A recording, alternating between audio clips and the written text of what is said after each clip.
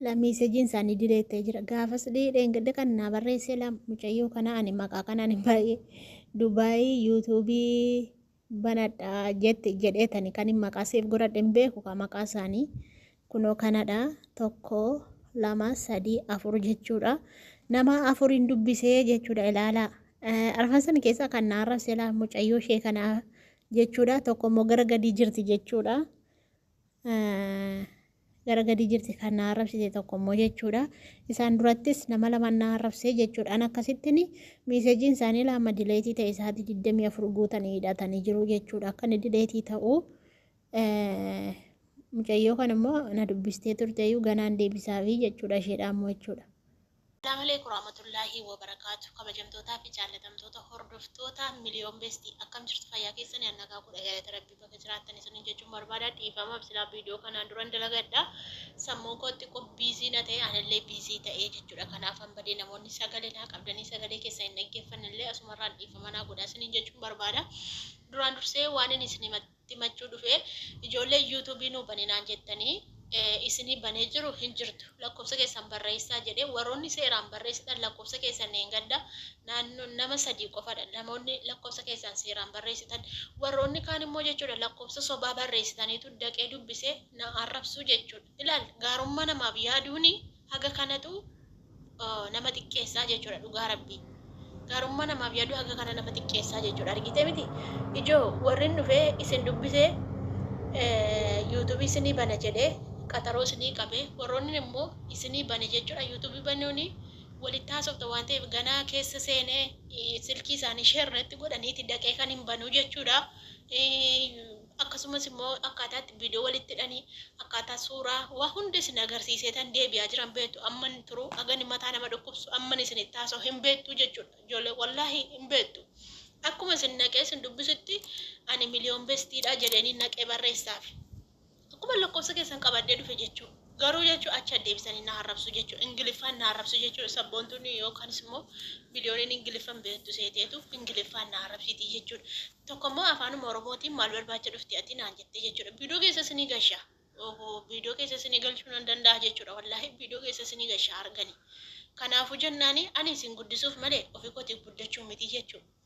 Maaliifii nama tokko nama lama sadii yuutuubii banee warreen nama 180 wayii yuutuubii banee kenneefii jira jechuudha. Isaan keessa namni koomentii dhufee naa barreessu tokkoon illee hin jiru jechuudha. Baay'ate nama lama sadii dhufeetu koomentii naa barreessaa jechuudha. Warroonni barsiisee akkaataa StreamYard akkaataa yuutuubii iimeelii kan biraallee banatanii itti wal dammaranii guruupii keessa naqee waa hundaa footoo akkaataatti hojjetanii kennaafii tureyyuu har'a dhufanillee laayikii naaf hin godhanii jechuudha. Namni waa godhuu fi namni itti dadhabee itti sammuun koo cinqamee gargaaru jechuudha. Maa guddatti dhatti naafaa jechuudha. Maa guddatti nu biraa jira. Ani ammoo kan na guddisu rabbi. Keessa koo laala rabbiin. Ani yoo biyyuu sharri namatti yaadu. Namatu sharri natti yaada malee ani ilma namaa kamiifiyyuu sharri namatti yaadu jechuudha. Maaliif addunyaan kun gabaabduudha. Har'an du'aa bor du'aa hin beeku waan ta'eef gaarii namaaf yaadu malee hamaa namatti yaadee hin beeku jechuudha. Kanaafi yuutuubii isinii bana. Kaleessas warroota kanaan dura banaa fi ture guruupiin hin jira ijoolleen garee guddina Oromoo hin beektu.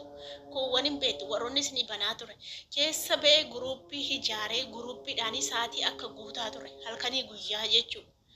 yuutuubii sabboontuuf miliyoonii kanan beektu halkanii guyyaa liivii irra teenye isin gargaaraa ture akkasumas immoo namoota immoo biyya galanii yookaanis immoo saboota adda addaatiin madaamiin fuutee deemte taraa baasee fi sagantaa baasee fi ofii kiyyaa silkii tokkoon bakka isaanii hirmaachaa fi utuun silkii koo halkanii guyyaa jalatti gubu nama naganeefaatu jira jechuudha. Beeku amma ijoolleen abbichis obbeettu achi as deebi'anii faa dhufaniitu namoonni kaleessa dheengadda gargaaraa ture achi as deebi'anii dhufaniitu feekiidhaan na arrabsu jechuudha. Nama nilaa kunooti akkaataan suuraatti hojjechuu kana akkasitti suuraa hojjeta akkati yuutuubii banatti akkanitti akka goota jedhee mataa koo duukaa cunqabe wallaahi laazim rabbitti isin kennadhe cubbuun koo isin hin dhiisu jechuudha. Rabbiin anaafi gatii kiyya naa kaffalaa jechuudha. Wallaahi gatii kiyya rabbitu naa kaffala. Ani kaffalachuu hin danda'u. Eenyu kaffala? Rabbi tokkicha kaffala. Rabbi tokkicha isin kaffala isin kennadhee jira jechuudha. Maaliifi gaarii namaaf yaaduun akka hamaa ta'e nan beeka waan ta'eef ijaa kaffalachuu isin barbaadu. Gatii namaa sotuun nan kaffaladha jette jedhe daqiiqaa tokkottiin kaffalachuu danda'anii jechuudha namarraa garuu rabbittiin kennadhee kaffalachuu illee hin barbaadu jechuudha. Feekiidhaanitu sobanii utuu yuutuuba orjinaala isaanii qabanii feekiidhaanii dhufanii na arrabsuu jechuudha. Feekii jijjiirratanii. Ani immoo iimeela nan qaba, laaptooppii illee nan qaba. Laaptooppiin akkuma beektanii waa hunda cincareessii argisiisaa jechuudha. Bakka isheen jirtu lookeeshinii waa hunda sitti maa jechuudha. Hunda isaaniiyyuu nan beekaa jechuudha. Ani gargaaraa tureyyuu na arrabsaa jiru. Amma immoo lakkoofsa sobaa natti laattaniitu koomentii jalatti nama kan biraa dhaqee dubbisee namni kan biraa na arrabsaa jechuudha. Kanaaf ani gaarummaa isiniif yaade malee hamaa isinitti hin yaadne jechuudha. Yoo guddina feetanii yoo yuutuubii nu bani jechuu barbaaddani waa hunda lakkoofsa koo isin kennu lakkoofsa keessan isin barreessinaa. Viidiyoo waraabee yuutuubii irratti gadi isinii dhiisa. Yuutuubii irratti suuta jedhee qalbiidhaan viidiyoo isinii waraabee qalbiitti jechuun viidiyoo isinii waraabee qubaan isin agarsiisa. Isiniif viidiyoo waraabaa viidiyocha laaltanii banattuu jechuudha. Waa hundasaa waan hin beeku waan yuutuubii malee homaan beeku waan hin beeku isin argisiisa. Viidiyoo keessaatu argattu jechuudha. Yuutuubicha asirratti sheerii isinii godhaa. Sheerii isinii godhaa gaafan sheerii isinii godhu viidiyoo keessas nan galchaa jechuudha. Guyyaa biraa axxanii achirraa laaltanii barattu jechuudha. Abdulaappiin isin jira. Abdulaappiin hin ariifataa. Kan Abdulaappiin nuu galuu didee naan jettan. Kan Abdulaappii sheerii isinitti godheen dadhabe bar nuu galuu didee jedhan. Viidiyoo Abdulaappiin hojjetu nuti Abdulaappii laallee tubbananne bar kan waa hunda nu barsiise Abdulaappiidha. Dhugaa rabbii isarraan bareen. Abdulaappiirraan bare isin garuu viidiyoo isaa suutan ilaaltan inni aasaa ariifata malee wanti inni viidiyoo keessatti hojjetu waanuma sirriidha jechuudha. Kanaaf yoo isa suuta ilaaltanii Abdulaappii irraayyuu hin barattu jechuudha. Anayyuu rakkaftani waa hunda isaa hojjetee jira jechuudha. Kanaaf viidiyoo isinii dalaga viidiyoo jalatti viidiyoo sheer asirratti isinii godha achirraa barattu malee na goyyoomsitanii jechuudha. Lakkoofsa sobaa natti laattanii nan arrabsitanii jechuudha. Wallaahi laazim maal hojiin qabaanis mana madaamii keessa hojjedha bar. Mana madaamii keessa hojjedha bar. Akkuma guddadhe akkuma maallaqa argadhu hojii madaamii koo guyyaa hojjechaa galgala yuutuubii koo hojjechaa akkuma hojjechaa jiru kana ijoolleen kun biyya arabaa keessa jirti mana madaamii keessa jirti yookaan dandeettii qabaachuu dandeessu yookaan beekumsa qabaachuu dandeessu irratti baatanii hojjetattuun isiniin jedhe. Ani bara kanumatti naasaa oola suma naasaa ooluun beektu miti beekumsa maalii qaba dandeettii maalii qaba joo. Garuu jechuun gaafan biyya galillee viidiyoo babbareedaa isaa dalagee waan gaggaarii hojjedhee achi deemee adeeme namni kaameeraa nama qabeellee nama waraabee viidiyoo gaarii daladdee saba biraan gahuu dandeessa. Uummata biraan gahuu dandeessa. Garuu hagam mana madaamii kana keessa jirutti iyyuu akkanitti viidiyoo fiigichaan ariifachaa waraabaa jiru anaaf rabbitu beekaa jechuudha. Dhokannaadhaan waraabaa jechuudha. Kanaaf akkuma koo isinillee akka dalagattan barbaada. Akkuma koo akka birrii argattan hin barbaada jechuudha. Yuutuubiin asumatti mana madaamii keessa yookiin mana madaamii keessa fakkeenyaaf 50 fa'aa argatta, 60 fa'aa argatta. Yoo baay'ate 80, 90 kana argachuu dandeessaa jechuudha. Kanaafuu isallee yuutuubiin walakkaasaa yoo si kaffalee xaba miti. Biyyatti yoo si gargaara asitti illee birrii qabda mana madaamii hojjetta. Biyyatti immoo suuqii yoo banattee yuutuubii keeraa hojjechaa.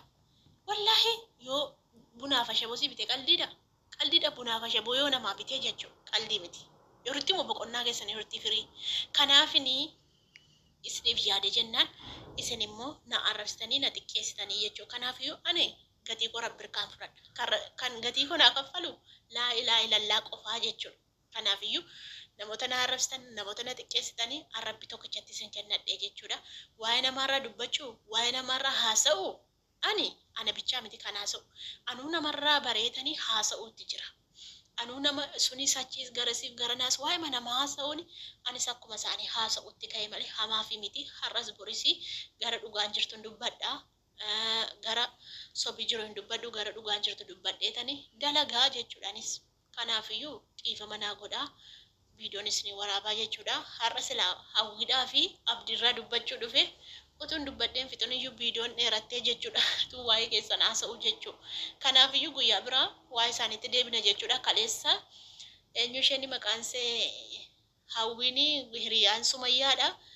Abdii reebdee jechuudha argitanii jirtu. Kaballaadha moo maal jettanii darbattee shaanxaatti darbattee borsaan hin hafne nagudeede jedheetan sitti yaa jetteeni beetanii nagudeede jedhee sitti yaa jetteeni Achumaan abdiillee sodaatee addaan faca'an jechuudha. Isarraan dubbachuu dhufee keessatti sa'aatiin deeme jechuu guyyaa biraan dubbadha. Ajandaan hin dhibu waan ta'eef guyyaa biraan deebi'ee dhufa. Adara rabbi keessanii jiraati.